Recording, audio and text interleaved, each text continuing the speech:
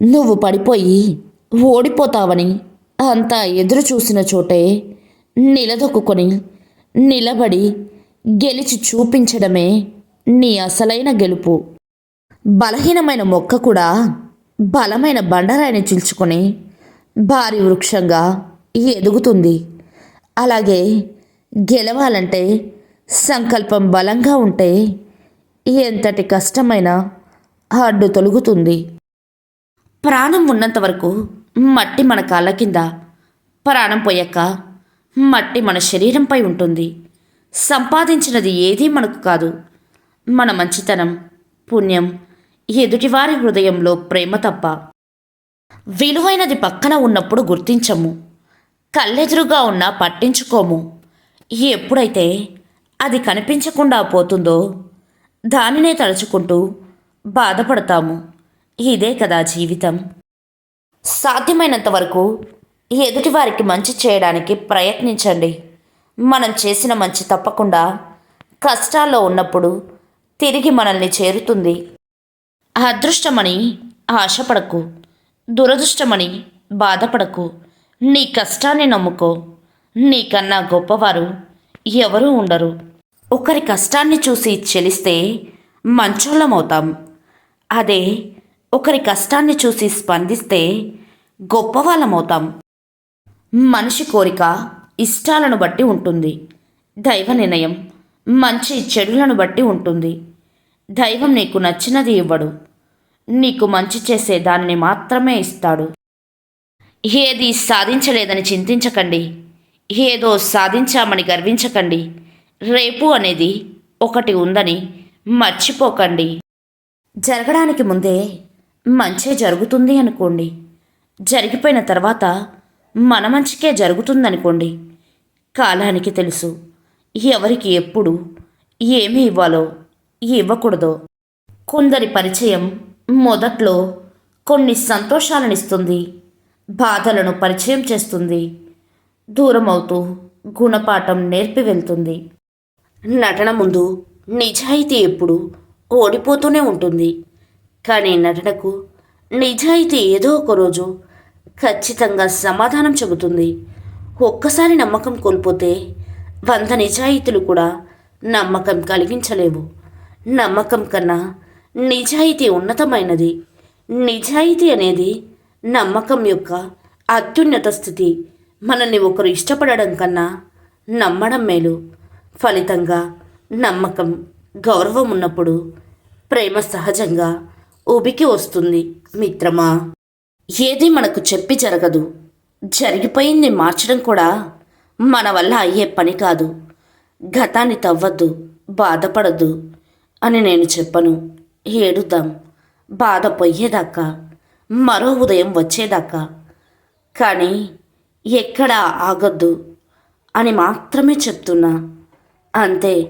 మన గతం మనకి అడ్డంకి కాకూడదు, ఆరంభం కావాలి మరో అధ్యాయానికి. మిత్రమా, జీవితం నేర్పిస్తూనే ఉంటుంది. అది బలపంతో అయినా గుణపంతో అయినా. అందుకే జీవితాన్ని మించిన పెద్ద గురువు ఎవరుంటారు? పాఠమో గుణపాఠమో నీ చేతుల్లోనే ఉంటుంది. కష్టాన్ని చూసి వెనుకడుగు వేయొద్దు.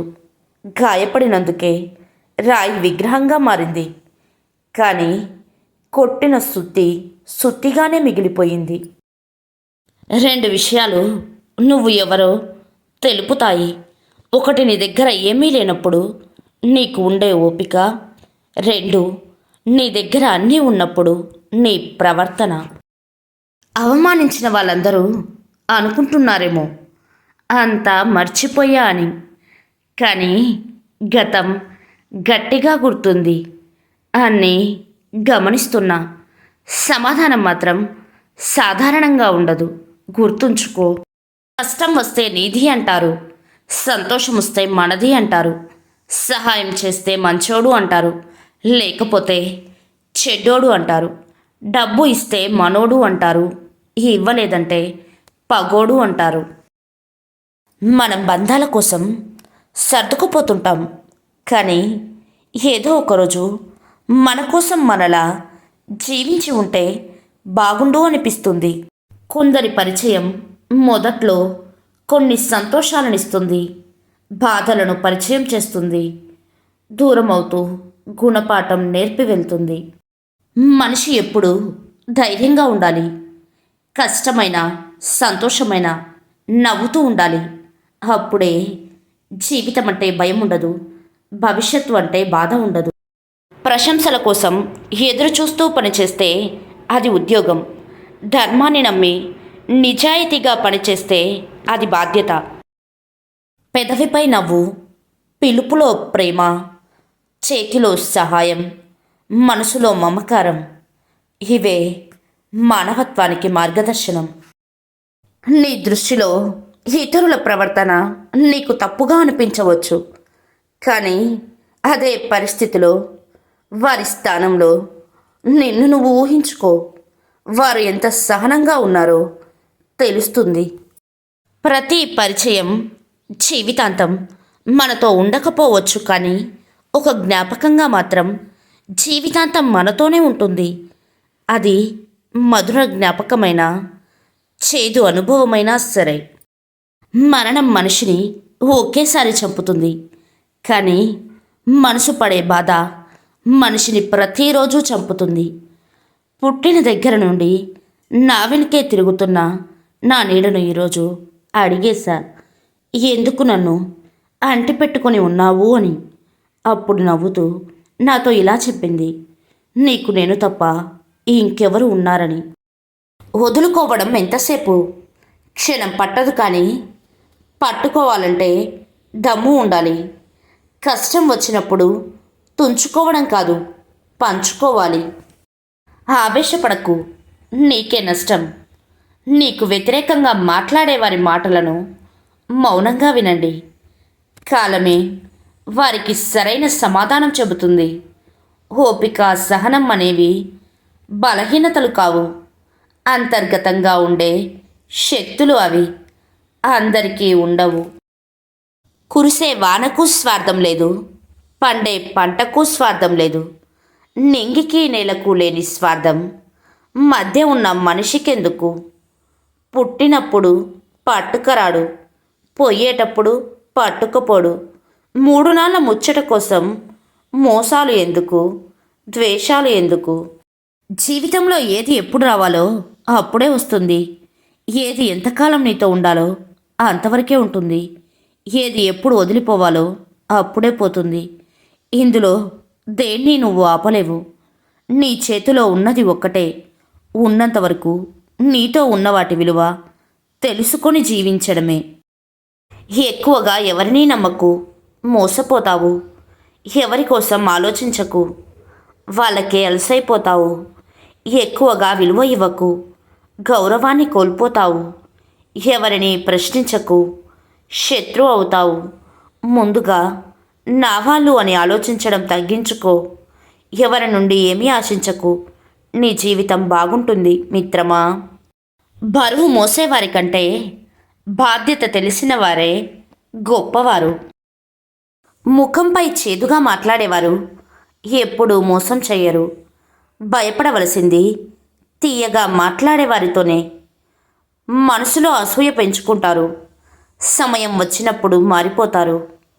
అర్థం బలహీనమైనదే, కానీ నిజాన్ని నిరూపించడంలో ఎప్పుడూ భయపడదు.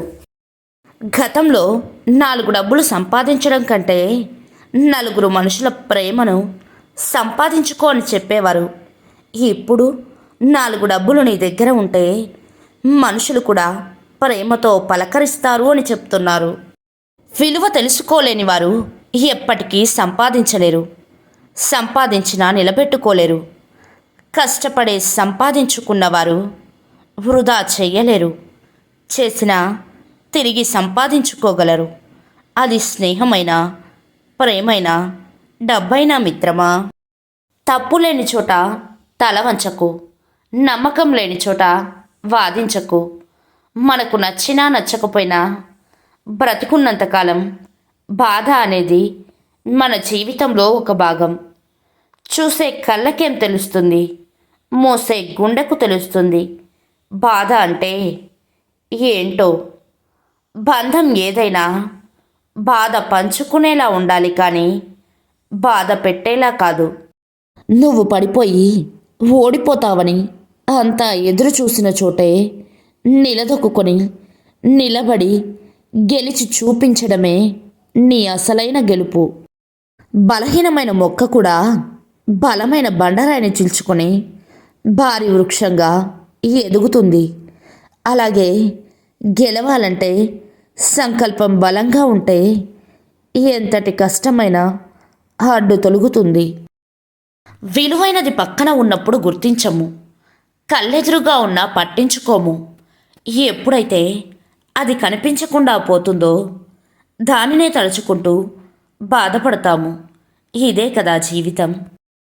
గెలుపు నీడలాంటిది. ఆగి పట్టుకోవాలని ప్రయత్నం చేయకు. ఆగకుండా నీ దారిన నువ్వు నడువు. అది నిన్ను అనుసరిస్తుంది.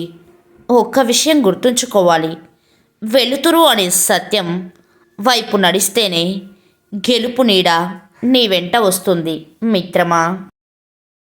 మనసులో ఏ కల్మషం లేనివారు మన ముందు మన వెనుక ఒకేలా ఉంటారు, ఒకేలా మాట్లాడుతారు. కానీ ఒంటి నిండా విషం నింపుకున్నవారు మన ముందు తీయగా మన వెనుక చేదుగా మాట్లాడుతారు. కారణం లేని కోపం, గౌరవం లేని బంధం, బాధ్యత లేని యవ్వనం, అలంకరణతో వచ్చే అందం ఎక్కువ కాలం నిలబడవు.